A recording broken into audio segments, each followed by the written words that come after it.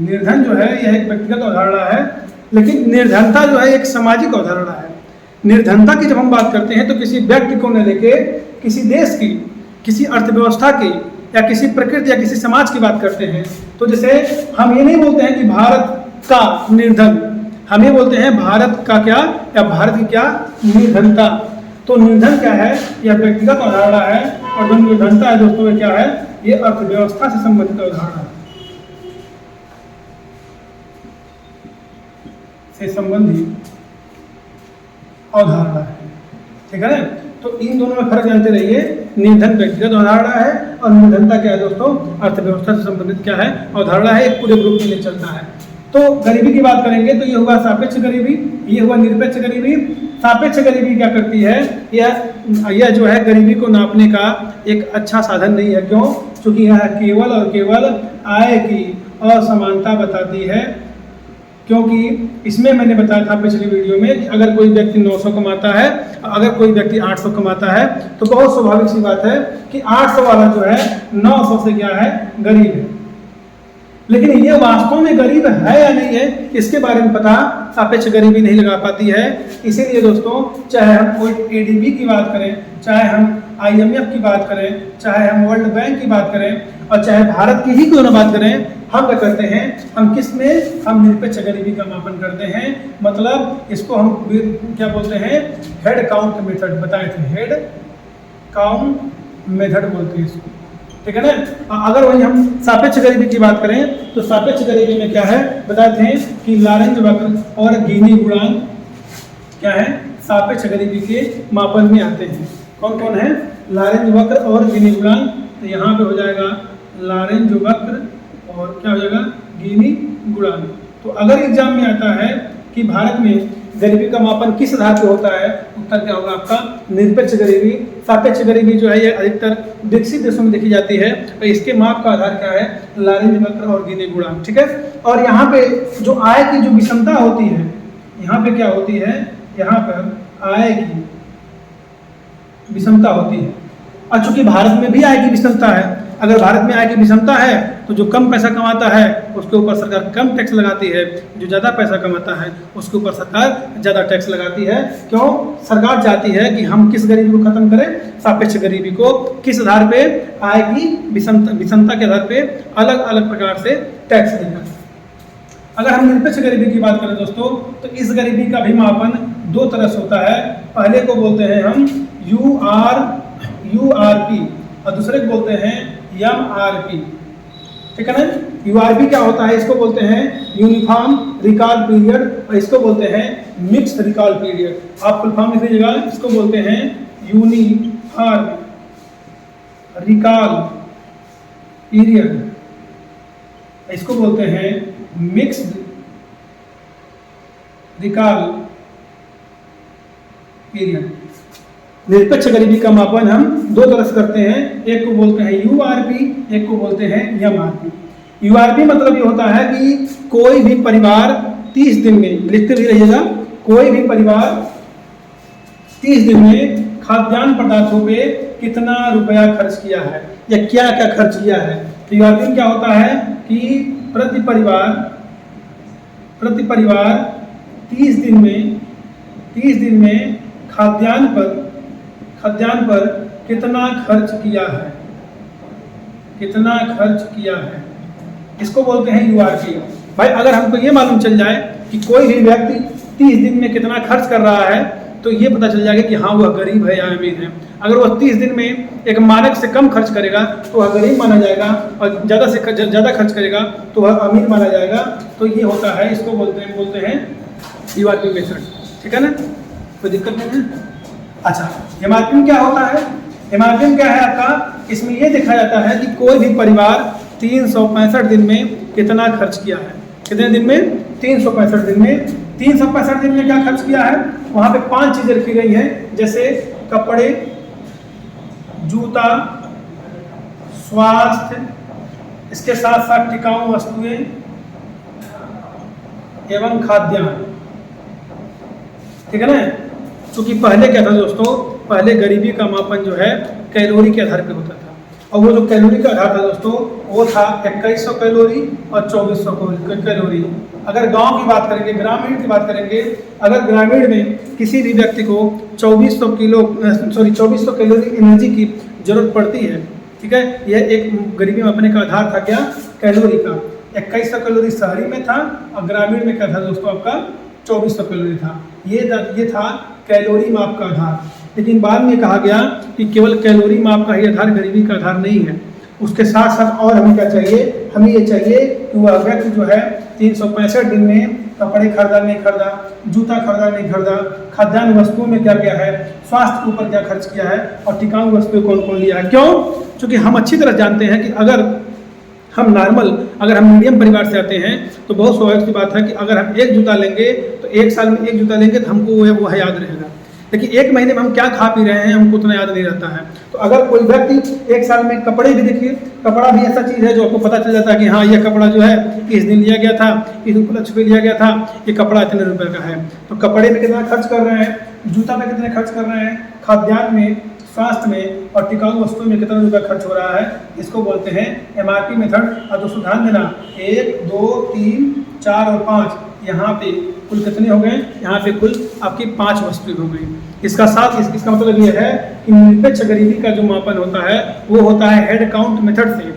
लेकिन head count method के बाद भी 2 प्रकार और है, एक है URP और एक है MRP। और इन दोनों पर हम कौन होता है, MRP होता है। इसमें ये कहा जाता है कि भाई हम खाने के साथ साथ हम एनर्जी जो उपभोग कर रहे हैं उसके साथ साथ हमें और किन किन चीज़ों की जरूरत पड़ेगी। अब मुख्य रूप से इन 5 चीज़ों को जोड़ा गया है, वो व्यक्ति क्या कर रहा है, कितना खर्च कर रहा है, ठीक है। चूंकि मैंने पिछले वीडियो में बताया था आपको कि जो गरीबी का जो मापन है, ठीक है, वो भारत में कौन करता है, वह करता है नीति आयोग।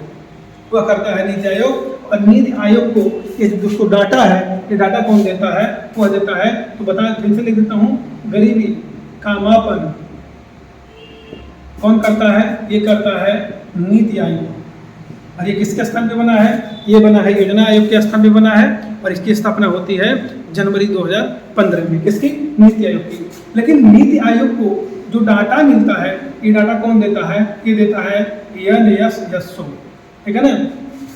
पहले जो है CSO, पहले जो CSO था और जो NSSO था, ठीक है, ये दोनों अलग अलग थे और इन दोनों को मिला के अब कर दिया गया है NSSO। आप लोग मुझे कमेंट बॉक्स में बताएंगे कि CSO और NSSO की स्थापना कब हुई थी। इतना ही नहीं, आप ये भी बताएंगे कि योजना आयोग की स्थापना कब हुई थी। जरा फैन बंद कर दिएगा तो वाला, ठीक है। NSSO की स्थापना कब हुई थी और CSO की स्थापना कब हुई थी, आप लोग मुझे कमेंट बॉक्स में बताएंगे। अब ये जो है इन दोनों को मिला के कर दिया गया, क्या आपका NSSO कर दिया गया। वैसे ही मैं आपको दोस्तों एक बात और बताता हूँ, ये है योजना आयोग, इसकी स्थापना 50 में होती है जब, और यहाँ पे एक शब्द है दोस्तों NDC, नेशनल डेवलपमेंट काउंसिल। इन दोनों को मिला के 2015 में क्या कर दिया गया, नीति आयोग कर दिया गया।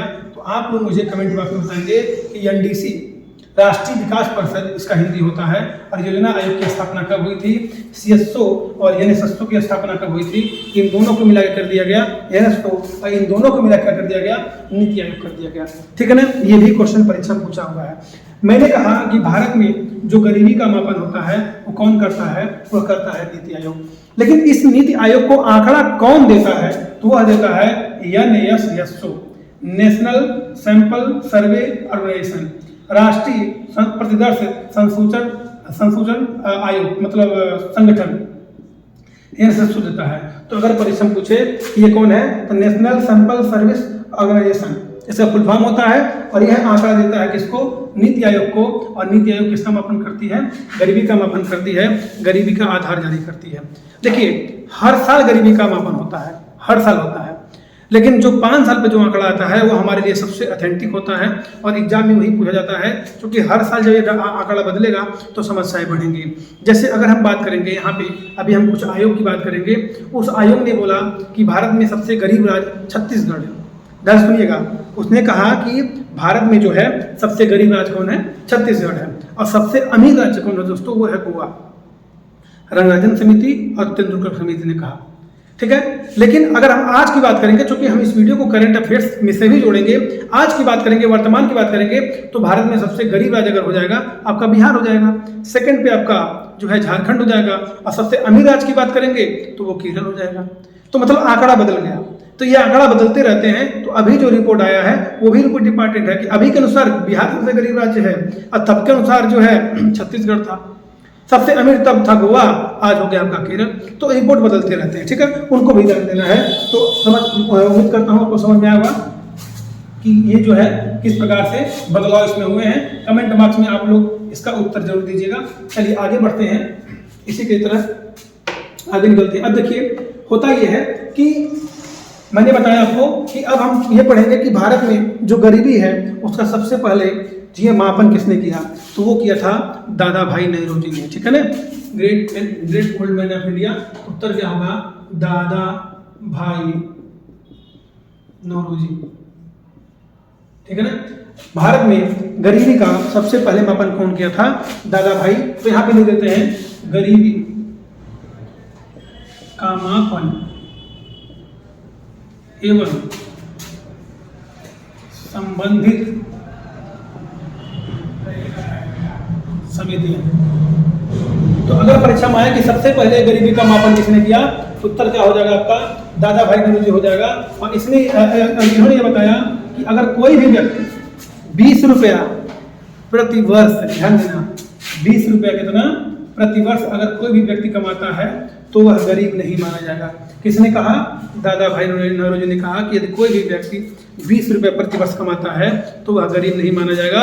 और इन्होंने ये भी बोला कि ग्रामीण के लिए, देखिए ये भी ऑप्शन में आ सकता है, ग्रामीण के लिए 16 रुपया और जो शहर है उसके लिए 35 रुपया। अगर कोई भी व्यक्ति, कब ये दोस्तों सन 1850 की लगभग बात है, तब की बात कर रहा हूँ, कोई भी व्यक्ति अगर गाँव में, ग्रामीण एरिया में 16 रुपया एक वर्ष में कमाता है और 35 रुपया इस शहर में कमाता है, और ये कहाँ है दोस्तों, गांव में है। और कैसा है ये दोस्तों, ये प्रतिवर्ष है, और ये भी क्या है दोस्तों, प्रतिवर्ष है। तो वह व्यक्ति गरीब नहीं माना जाएगा। ये किसने बोला, दादा भाई नौरोजी ने बोला, ठीक है ना। आप लोग मुझे कमेंट बॉक्स में इनके बारे में, दादा भाई नौरोजी के बारे में 5 पॉइंट बताएंगे कि द पॉवर्टी एंड, मतलब सॉरी, कि इनकी पुस्तक का नाम क्या है, England debt to India, poverty and unBritish rule in India, इनके पुस्तक के बारे में बताएंगे, ठीक है। इनके ये जो है कांग्रेस का अधिवेशन जो है कब कब किए हैं, इनके बारे में बताएंगे। किसी बारे में, दादा भाई नौरोजी के बारे में 5 पॉइंट कमेंट बॉक्स में जरूर बताएंगे। तो मैंने बताया कि सबसे पहले गरीबी का आकलन, मापन किसने किया था, दादा भाई नौरोजी ने किया था, ठीक है। ये 1850 की लगभग बात है। इन्होंने 20 रुपये प्रति वर्ष की बात किया था, और ग्रामीण में 16 रुपये, और शहर में कितना दोस्तों, 35 रुपये प्रति वर्ष की बात इन्होंने किया था। इसके बाद दोस्तों हरिपुरा एक अधिवेशन हुआ था, हरिपुरा में कांग्रेस का एक अधिवेशन हुआ था। कहाँ पे, हरिपुरा में। आपको पता होगा जरूर, अगर इतिहास पढ़े होंगे, ये हुआ था कहाँ पे, 1938 में हुआ था। और हरिपुरा पड़ता कहाँ है दोस्तों, ये पड़ता है गुजरात में। ये जो दोस्तों अधिवेशन हुआ, इस अधिवेशन की जो अध्यक्षता कर रहे थे उनका नाम था सुभाष चंद्र बोस, उनका नाम था सुभाष चंद्र बोस। और दोस्तों जो हरिपुरा अधिवेशन था, इस अधिवेशन में, ठीक है, एक और आयोग बना था, उसको बोलते थे, उसको बोला गया राष्ट्रीय आयोजना आयोग, राष्ट्रीय आयोजन आयोग बोला गया। मतलब आप लोग थोड़ा बात को समझिएगा, 1938 में ही हरिपुरा में ही जो कांग्रेस का जो अधिवेशन हो रहा था उसकी अध्यक्षता कौन किए थे, सुभाष चंद्र बोस। लेकिन उसी 1938 में जो हरिपुरा अधिवेशन हुआ था, उसी अधिवेशन में एक आयोग बना था, एक मीटिंग हुई थी, और इस मीटिंग को बोला गया था राष्ट्रीय आयोजन आयोग बोला गया था। और इसकी अध्यक्षता दोस्तों कौन कर रहे थे, जवाहरलाल नेहरू। तो अगर परीक्षा में पूछता है तो ये इतिहास से भी कंफर्म होना चाहिए, और यहाँ खुद मैं कंफर्म करा रहा हूँ कि अगर पूछे कि राष्ट्रीय आयोजन समिति जो बनी थी 1938 में, उसका अध्यक्ष कौन था, उत्तर होगा जवाहरलाल नेहरू। अब पूछेगा जो हरिपुरा अधिवेशन में जो हुआ था, जो कांग्रेस का अधिवेशन हुआ था, उसका अध्यक्ष कौन था, तो उत्तर होगा सुभाष चंद्र बोस। और हरिपुरा कहाँ पड़ता है दोस्तों, गुजरात में पड़ता है। इसके बाद त्रिपुरी का होता है 1939 में, वहाँ भी अध्यक्ष कौन रहता है, सुभाष चंद्र बोस रहते हैं। इसमें यह कहा गया, पहली बार भारत में कहा गया कि हर व्यक्ति को, आपने सुना होगा ना कि रोटी कपड़ा और मकान, ये सुना होगा आप लोगों ने, रोटी कपड़ा और मकान। इसमें ही पहली बार कहा गया कि भैया मिनिमम चीजें तो होनी चाहिए। क्या होनी चाहिए? रोटी होनी चाहिए, कपड़ा होना चाहिए और क्या होना चाहिए? मकान होना चाहिए। इसमें यही कहा गया कि हर मतलब जो परिवार है 10 बाई 10 का तो होना ही चाहिए, मतलब 10 फीट लंबा और 10 फीट चौड़ा, यानी वर्ग फीट, ये होना ही चाहिए। इतना बड़ा मकान तो होना ही चाहिए। कपड़ा तो बिल्कुल होना चाहिए।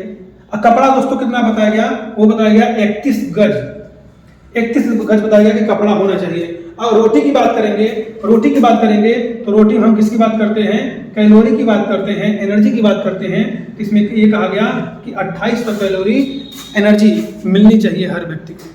किसमें कहा गया? ये कहा गया हरिपुरा अधिवेशन में रोटी कपड़ा मकान की सबसे पहली बात की गई, ठीक है। और इसमें यह भी कहा गया कि 15 रुपये और 20 रुपये प्रतिमाह ग्रामीण और शहर में यह एवरेज कमाई का, ठीक है, आय का होना चाहिए। किसमें कहा गया? ये कहा गया हरिपुरा अधिवेशन में। तो याद रखिएगा, सबसे पहले रोटी कपड़ा और मकान की बात की गई। ऐसा क्यों किया गया? आपको अच्छी तरह से पता है कि 1935 का जो हमारा अधिनियम आया था, भारत सरकार अधिनियम आया था, इसके तहत प्रांत स्वायत्त हो गए थे। अब प्रांतों में सरकार बन गई थी, और जो प्रांतों में सरकार बनी थी उसमें से कांग्रेस पार्टी की ज़्यादा सरकार बनी थी। और जब प्रांतों में जब सरकार बनेगी तो भारतवासियों को ये जरूरत थी कि भाई भारत में कितने गरीब हैं, कितने अमीर हैं, उनको व्यवस्था देना है, ठीक है, उनको रोटी कपड़ा मकान देना है। तो इसीलिए प्रांतों में सरकार बनने की वजह से ये जो समिति बनी थी, राष्ट्रीय आयोजन समिति बनी थी, इसमें सबसे पहले रोटी कपड़ा यानी भोजन कपड़ा और मकान की बात किया था। इसे आप याद रखिएगा। तो दो हो गया, एक हो गया दादा भाई नौरोजी और एक हो गया हरिपुरा अधिवेशन। इसके बाद जो है हम बात करेंगे बॉम्बे प्लान की। बॉम्बे प्लान को दोस्तों बोलते हैं टाटा बिरला प्लान बोलते हैं, क्योंकि 1944 में क्या हुआ, बम्बई के जो है दोस्तों 7 उद्योगपति, बॉम्बे प्लान, अगला कौन है दोस्तों? बॉम्बे प्लान। और ये दोस्तों आया था 1944 में। इसमें दोस्तों क्या थे? इसमें बॉम्बे के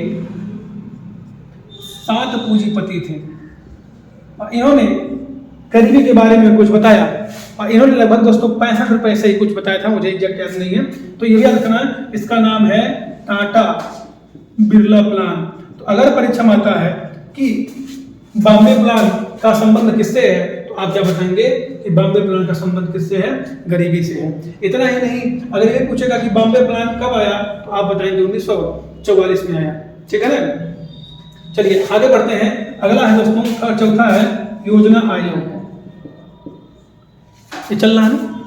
अगला है योजना आयोग। ये दोस्तों आया था 1962 में। आया नहीं था, इसने बताया गरीबी के बारे में, योजना आयोग ने बताया 1962 में। और योजना आयोग ने बोला कि अगर कोई भी व्यक्ति प्रतिदिन 20 रुपये कमा ले और शहर में कितना कमा ले? 25 रुपये। अगर गाँव में प्रतिदिन कोई व्यक्ति 20 रुपये कमा ले और शहर में अगर कोई व्यक्ति 25 रुपये कमा ले तो वह व्यक्ति गरीब नहीं माना जाएगा। किसने बताया? योजना आयोग ने बताया। इसके बाद दोस्तों सुन लीजिएगा, डीटी लकड़वाला समिति आई थी। उसके बाद दोस्तों रथ दांडेकर समिति आई थी। उसके बाद गाडगिल फार्मूला आया, उसके बाद अलग फार्मूला आया। और दोस्तों ये जो फार्मूले थे ये किस पे थे? ये कैलोरी के माप के आधार पे थे। कौन कौन बोला हूँ? पहला बोला हूँ रथ एवं दांडेकर समिति, गाडगिल समिति, इनका भी संबंध उसी से दोस्तों, गरीबी से है। इसके बाद दोस्तों वाई के अलग समिति आई थी, ठीक है ना, इसके अलग समिति आई थी। इसके बाद दोस्तों आया था आपका रंगराजन समिति, और इसके बाद दोस्तों आया था तेंदुलकर समिति। हमको दोस्तों ये जो रथ दांडेकर फार्मूला है, गाडगिल फार्मूला है, वाई के अलग फार्मूला है, ये लोग दोस्तों क्या थे? ये लोग कैलोरी के माप के आधार पर चल रहे थे कि अगर कोई व्यक्ति ग्रामीण में 2100 कैलोरी का उपभोग करता है और शहर में ग्रामीण में 2400 कैलोरी का उपभोग करता है और शहर में 2100 कैलोरी का उपभोग करता है, तो वह व्यक्ति गरीब नहीं माना जाएगा। और राष्ट्रीय आयोजन आयोग ने कितना बताया था दोस्तों? 2800 कैलोरी। आप मुझे कमेंट बॉक्स में बताएंगे कि जो विज्ञान कहता है, जो साइंस कहता है कि एक व्यक्ति को एक दिन में कितना कैलोरी उपभोग करना चाहिए ताकि वह व्यक्ति स्वस्थ रहे। आप देखना दोस्तों, आपका उत्तर 3000 से कम नहीं आएगा। इसका मतलब जो हमारा विज्ञान कहता है उससे भी कम हमारा ये आंकड़ा है, ठीक है। और इसी वजह से दोस्तों ये जो बीमारियां आती हैं, स्वास्थ्य संबंधी जो बीमारी आती है, इसी वजह से आती है क्योंकि हमारा आंकड़ा ही क्या चलता है दोस्तों? गलत चलता है। आप जरा मुझे बता दें कि 20 रुपये अगर कोई गांव का ग्रामीण का व्यक्ति कमाता हो, शहर का व्यक्ति अगर 25 रुपये कमाता हो, कोई एक व्यक्ति, तो क्या उसका जीवन यापन चल जाएगा? इतना ही नहीं, आगे मैं बताऊंगा आपको अगली वीडियो में दोस्तों कि जो रंगाजन समिति है, तेंदुलकर समिति है, इन्होंने भी यही बात बोला कि अगर 27 रुपये कमा रहा है कोई ग्रामीण व्यक्ति और शहर में कोई व्यक्ति 32 रुपये कमा रहा है तो वो गरीब नहीं है, ये हो ही कैसे सकता है? ठीक है, तो याद रखना आप लोग कि जो रसदान लेकर है, गाडगिल है, वाईकेर अलग है, ये कैलोरी के आधार पे है, और ये 21 से 24 आप लोग याद रखना। इसके बाद आते हैं रंगराजन और कौन आता है? तेंदुलकर। इसके बारे में हम दोस्तों अगली वीडियो में बात करेंगे। और